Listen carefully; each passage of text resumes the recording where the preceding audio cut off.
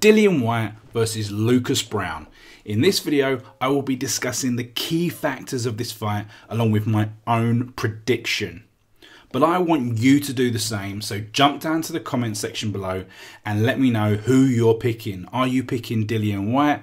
Are you picking Lucas Browne? And remember to subscribe to the channel Boxing Predictions for more predictions on the big fights. So this is Dillian Whyte versus Lucas Browne. It's happening at the O2 Arena in London. And this is a huge fight with heavyweight championship implications. And we've got two guys who have no problem selling a fight, and we've seen that already. So coming up in 2018, we've got a lot of potentially great fights in the heavyweight division. We've got Anthony Joshua and Joseph Parker. We've got Wilder and Ortiz. We've even got Povetkin and Price now. We've got Jarrell Miller fighting in the first quarter, and possibly the return of Tyson Fury. Now, all of these predictions are on the channel of the fights that have already been scheduled. And, you know, in the past year or so, we've seen quite a few great scraps in the heavyweight division, you know, and this has got all the ingredients to be another one. So we've got Dillian Whyte. He's a highly ranked boxer in all of the organising bodies at the moment, and he's a phenomenal trash talker. He really likes to talk up the fight. He wants to sell those tickets, no doubt about it. And he's got the distinction of being the only fighter to fight and the only fighter to hurt Anthony Joshua prior to that Wladimir Klitschko fight. So that was a feather in his cap, you know, and he only has one defeat on his record, and that was against Anthony Joshua, a big fight, okay? And on the other side, we've got Lucas Browne. He's an undefeated fighter from Australia, you know, someone who upset the odds to win a world championship, but subsequently lost it outside of the ring. He's got a great record of 22 knockouts in 25 wins. Now, he's definitely a fighter more than a boxer, but he's worked on his craft, no doubt about it. And when we talk about Rocky-esque stories in boxing, this is a guy that probably was never meant to win a world championship, but he got there. He even got off the canvas and stopped his opponent. And you have to ask yourself, are there any more chapters left in this story? So this is a fight that was made on social media, like so many others these days, and it's no surprise considering the distance. But there's been a lot of trash talk, You know, I like it. A lot of people, they're not too keen on the trash talk, but I like it. It brings a lot more excitement into it. It builds. There's more needle, and you know, it makes the fights more interesting. And that's just my personal point of view, okay? So, you know, let's start talking about the actual fight. You know, there's a number of factors at play here, and there's a number of questions. And you know, the first question is, can Dillian Whyte win via stoppage? He's said in the press conference that he is expecting to win by stoppage. He wants to win by stoppage, but can he win by stoppage? My opinion is probably not. Probably not. I mean, he's not shown an inclination to stop his opponents. He, of course, has stopped opponents. But at this kind of level, or even at a kind of average level, he has not shown the inclination to stop his opponent. So I find it unlikely that he will stop Lucas Browne, someone who's shown to have a particularly good chin, someone who's got up off the canvas. I feel it's unlikely that Dillian Whyte will stop him. So the second question is, can Whyte outbox Lucas Browne, but can he follow a game plan, and can he box cleverly? Now, can he outbox Lucas Browne's the first question. I'll say, yep. No two ways about it. He's a better boxer. He should be able to outbox Lucas Browne. Will he fight? Will he box cleverly? Okay. Will he fight to a game plan? I would again say probably not. Probably not. I mean, he gets emotional. He gets drawn into wars and scraps when he should be boxing on the outside, using that long jab and really kind of, keeping his opponent at a distance. He just doesn't do that. So that is something that he needs to think about. So let's talk about the Helenius fight, which was Dillian Whyte's last fight, a fight that he won comprehensively. It's his best result to date against one of his best opponents. So Robert Helenius, in comparison to Lucas Browne. Now most people would say that Helenius is a better boxer and a better mover than Lucas Browne. So how does that play into it? You've also got to consider the fact that whilst it was a comprehensive victory for Whyte, Helenius did make Whyte miss a lot. And it was more the fact that he didn't have he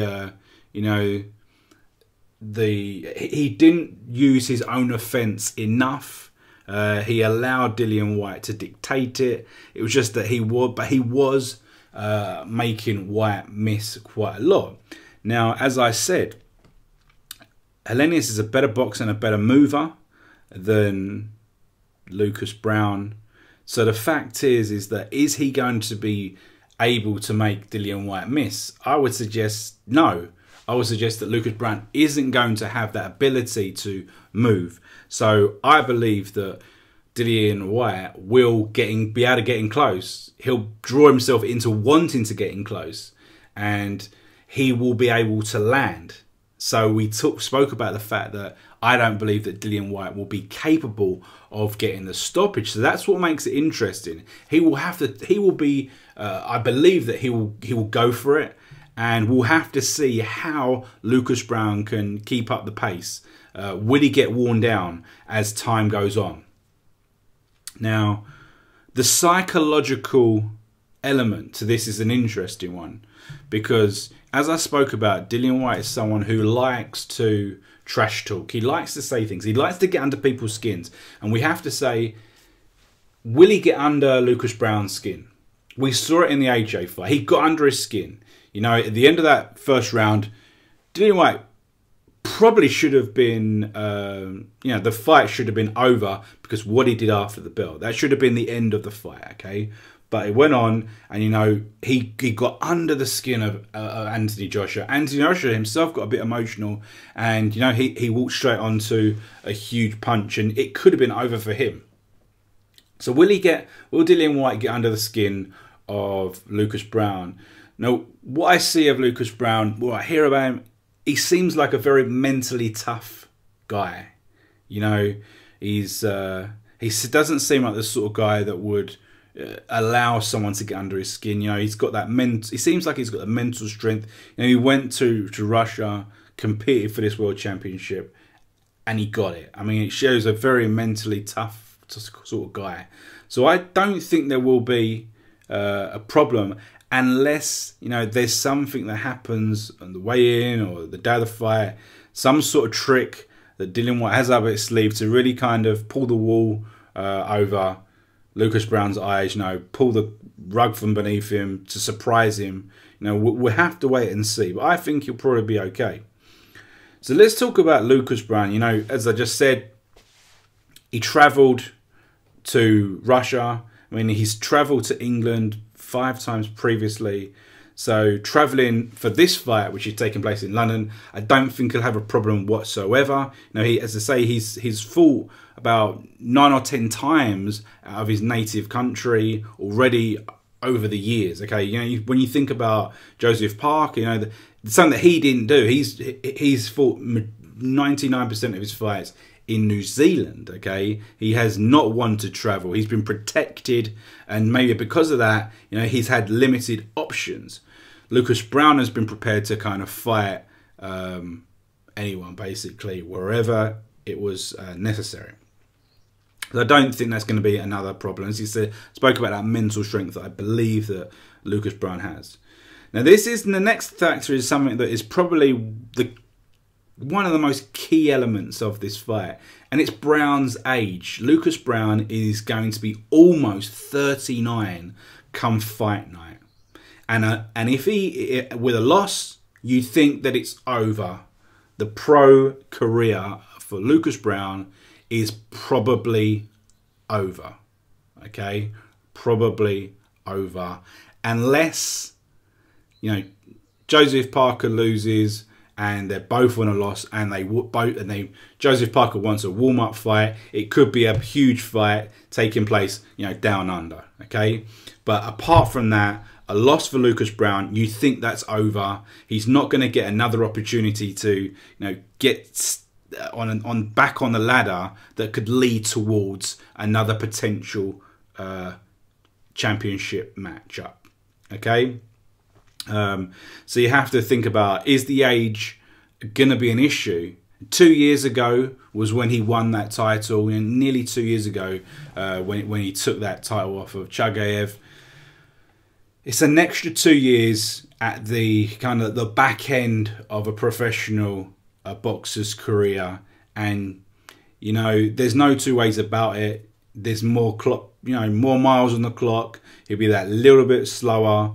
It doesn't play into you know, Browne's advantage because Whyte, 10 years younger, 10 years younger. But what Lucas Browne does have is KO power, and he packs some serious power, massive right crosses, and he knows how to close the show. Something that many boxers, they don't know how to close the show. Lucas Browne definitely knows how to close the show. He knows how to close the show with huge, powerful punches, and we've seen him knock some guys out, highlight reel knockouts. And you know, they say the power is the last thing to go. So if he has lost everything else, he can still knock out Dillian Whyte, and I think that is a massive, massive factor. Now, talking about Browne's condition, when he fought Chagayev, he was in the best shape of his life by some considerable, you know, distance. But this is where there was the performance-enhancing drugs controversy that he, you know, basically says that there was no wrongdoing on either of the tests that he failed. But it was surrounding that fight where he looked at his best and he was, you know, he's in his best condition. So it's something in the back of your mind that will always be there when you're considering Browne's victory there. Just to let them know, I did actually predict that Lucas Browne would beat Ruslan Chagayev in that fight. I thought he would have enough, and you know, Chagayev fought pretty well, to be honest. You know, you look at Lucas Browne's face in the fight; it was smashed up. But you know, Browne, he got off the canvas, showed heart, determination, and he stopped him. He closed the show. So this fight, how do I see it going? This is a tough one, and for me, it's been such a difficult one to predict. I've thought about it quite a bit, and I'm still not 100% sure. And my heart is saying Browne wins by stoppage, but my head's telling me that Whyte will get a decision. You know, Whyte's got the natural ability to dictate this fight if he wants to, but he gets sucked into wars. He gets sucked into wars, and that's the problem. That is the issue that I have. Okay, so I will go with Whyte to win a decision, but it would not surprise me in the least if Browne stops Whyte and, you know, ruins the show for him.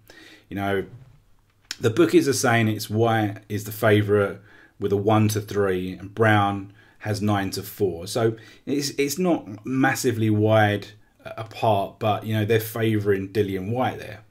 And what's up next? Now you think this has been building towards a Dillian Whyte versus Deontay Wilder fight. Okay, and I think probably whoever wins will get Deontay Wilder. And the reason why I say that is because the Anthony Joshua versus Alexander Povetkin fight, the Anthony Joshua versus Joseph Parker fight, the winner, I believe, is 99% certain will fight Alexander Povetkin.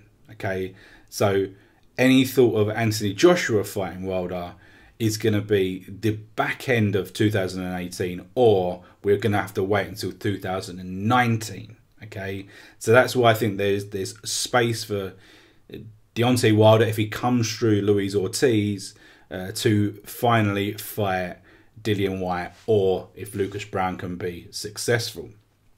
So there we go. The only one, the last thing that I want to discuss here is something that gets on my nerves comprehensively. And if you're still watching this video, I want you to comment about this. I need you to comment about this, because if I find this so goddamn frustrating. Dillian Whyte. Why does every goddamn person call him Dilian? I mean, even in the press conference, Eddie Hearn introduced him as Dillian Whyte. And then when he referred to him, he called him Dilian. It is crazy. IFL TV, they always call him Dilian. Dilian. They don't call him Dilian. Now, it's spelt Dilian, and you never hear him say either way. It's Dilian, it's Dilian. It has to be Dilian. So why don't they say that? I mean, Adam Smith, he called him Dilian. As I say, Eddie Hearn called him Dillian.